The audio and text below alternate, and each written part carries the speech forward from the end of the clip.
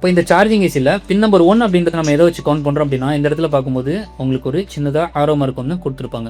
அந்த ஆரோ மார்க் வச்சு நம்ம என்ன பண்ணலாம், இதில் மெஷர் பண்ணலாம். அப்போது இந்த ஆரோ மார்க் தான் நமக்கு என்ன பண்ணோம் அப்படின்னா, இது பின் நம்பர் 1, பின் நம்பர் 2, 3, 4, 5 எப்போவுமே ஆன்டி கிளாக் வைஸில் தான் கவுண்ட் பண்ணுற மாதிரி இருக்கும். ஸோ இது நம்மளோட பின் நம்பர் 6. அப்போ இந்த இடத்துல பின் நம்பர் 20 அப்படின்றது எங்கே ஸ்டார்ட் முடியும் அப்படின்னா, இந்த இடத்துல முடியும்.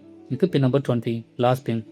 அப்போது இம்பார்ட்டன்ட் திங்ஸ் நம்மளோட ஸ்கிமேட்டிக் என்ன பார்த்தோம் அப்படின்னா, பின் நம்பர் 20ல் எனக்கு என்ன ப்ரெசென்ட் ஆகணும் அப்படின்னா, என்னோட அடாப்டர் பவர் ஆனது ப்ரெசென்ட் ஆகணும். அப்போ இதுதான் என்னோட பின் நம்பர் 20 அப்படின்னா, இந்த பின் நம்பர் 20ல் எனக்கு adapter power 19 volt compulsory present ஆகணும்.